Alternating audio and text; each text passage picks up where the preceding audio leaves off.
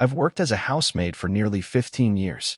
I've cleaned after people who couldn't remember my name, who tossed priceless jewelry into laundry baskets like socks, who shouted for their morning coffee like I was a voice-activated speaker. But that day, none of it mattered anymore. Because that was the day I found him. It started like any other morning. I was behind the estate, sweeping the alley near the dumpsters, the place where the family's trash went to die. Broken toys, empty champagne bottles, silk dresses stained and discarded after one party. I never looked closely. It wasn't my job to ask questions. But then I heard something. A sound that didn't belong. It wasn't a cat. It wasn't a rat. It wasn't even loud. Just a soft, desperate whimper, barely audible over the wind. I froze. My heart started racing before my body did. I dropped my broom and moved toward the dumpster. Something inside me, instinct, panic, maybe something older, told me not to walk away. Not this time. The bag was half open, torn at the edge. Something inside moved. I reached in, hands shaking, and what I pulled out nearly broke me. A baby. A real, living baby boy. Wrapped in a blood-stained towel, his skin pale and cold, his eyes shut so tight I wasn't sure they'd ever open again. I gasped and stepped back like I'd just been shocked. But then I did the only thing that felt right. I pulled him to my chest. I didn't scream. I didn't call the family. I didn't run to the nearest phone. I ran home. Because in that moment, I wasn't a maid. I wasn't just a bystander. I was the only human being who had cared enough to listen to a cry from the garbage. I was all he had. I barely slept that night. The baby, who I began calling Mateo, slept on my chest, his tiny fingers twitching every time he stirred. I kept checking his breathing like I was terrified he'd vanish if I looked away. His skin was still cold, his body fragile, but he was alive. Alive. And someone had wanted him gone. By dawn, I'd boiled towels, warmed milk, wrapped him tighter than I thought I knew how. Every minute felt like a crash course in love and fear. And yet, beneath all of it, one question burned through me like fire. Who could do this? Who could throw a child away like leftovers?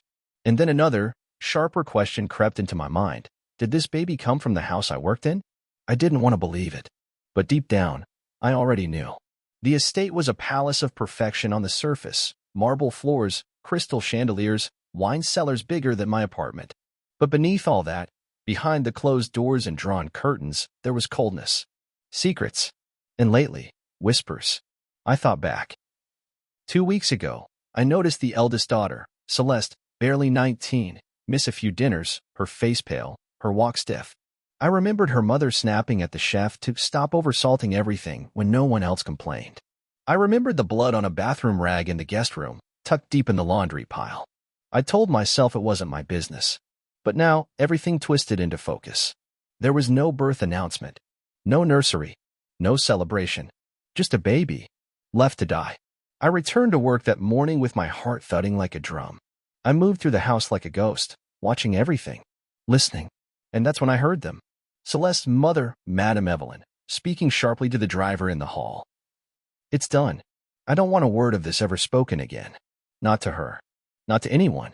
Yes, ma'am, the driver said without meeting her eyes. And that was it.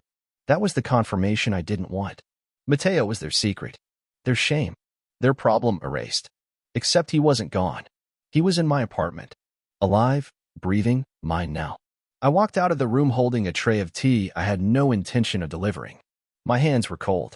My vision blurry. I knew what I had to do. But I also knew what it would cost. You don't accuse the rich of burying their sins. Especially when they bury them in silence, under gold ceilings, with expensive perfume and non-disclosure agreements. But I wasn't afraid anymore.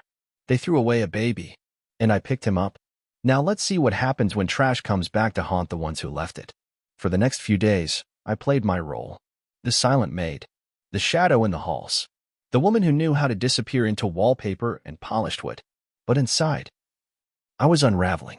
Burning. I couldn't eat. I couldn't think straight.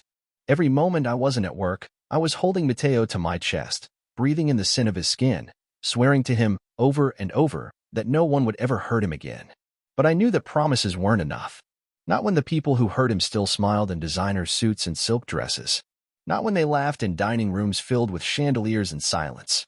Not when I walked past the very woman who orchestrated his disappearance, and she had the audacity to call me girl without flinching. So I did something I never thought I'd do. I started listening. Really listening. eavesdropping in the pantry, taking extra time in the laundry room, pretending to dust rooms I'd already cleaned. And the more I listened, the more the mask of that family began to crack. It wasn't just Celeste. She had begged her mother to let her keep the baby. I heard it one morning when Celeste's voice shattered behind her bedroom door. I loved him. I didn't care what people thought. I wanted to raise him. And Evelyn had snarled right back. You would have ruined this family. That child was a stain. A mistake. You don't get to shame us.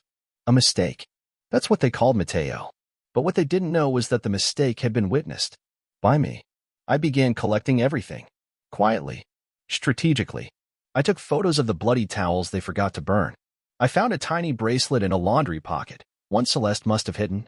I copied surveillance logs. I even found a half-burned paper in the fireplace, hospital discharge instructions. They were sloppy. Because when you have power for too long, you start to believe no one can challenge you. But I was done watching them sip champagne over skeletons. One night, I waited until everyone was asleep.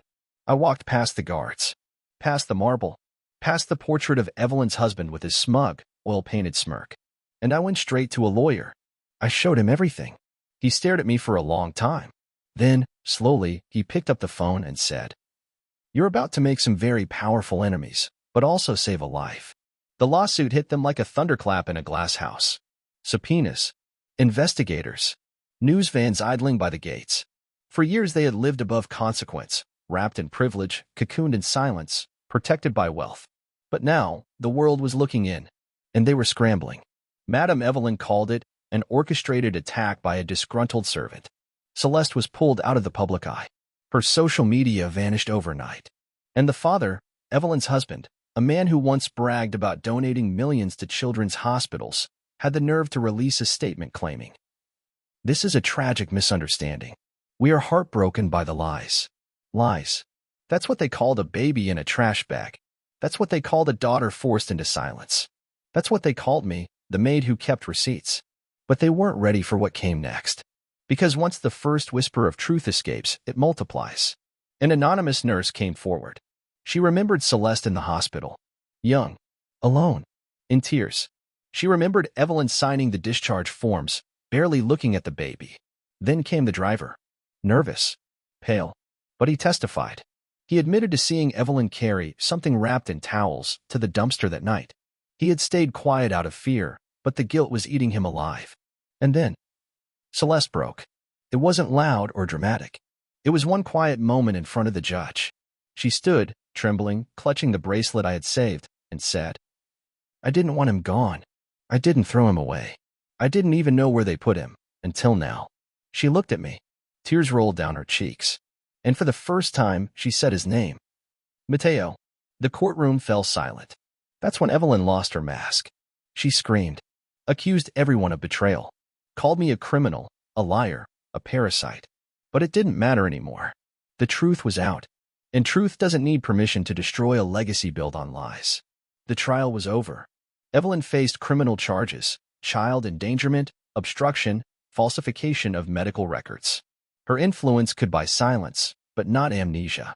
Not this time. Her husband disappeared behind expensive lawyers and shuttered curtains. But the real question remained, what happened to Mateo now? I had raised him. I had held him through fevers, through nightmares, through the sound of thunder rattling old windows. I taught him to walk. I hummed lullabies when no one else could soothe him. To him, I wasn't the maid.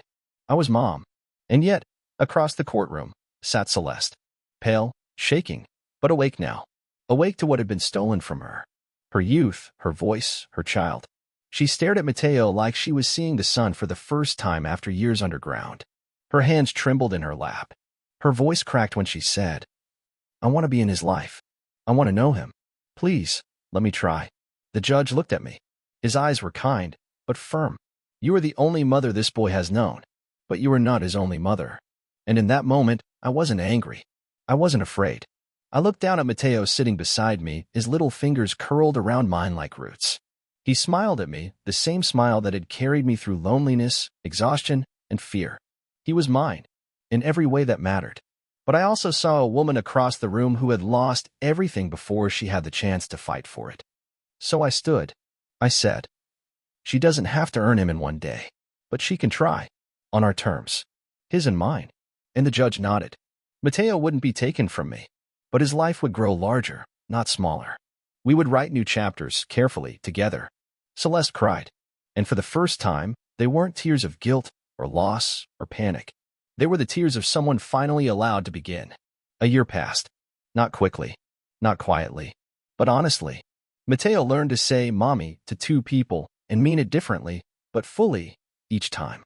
Celeste visited often. At first, just for short walks in the park, then for Sunday breakfasts. She brought picture books, tiny sweaters she'd knit herself. She cried every time she left. But little by little, she became part of something real. Not perfect, not polished, but real. There were awkward silences, unspoken griefs, questions Mateo would one day ask that we didn't yet have the courage to answer. But there was also laughter. There were drawings on the fridge, handprints on the walls, and Mateo's giggles echoing off the kitchen tile as he ran from one mother's arms to the other. As for Evelyn, she was never seen in public again. Her name disappeared from gala guest lists and charity brochures. Her mansion remained, cold and locked, like a mausoleum for secrets. And me? I moved into a little house with yellow curtains and a garden full of sunflowers.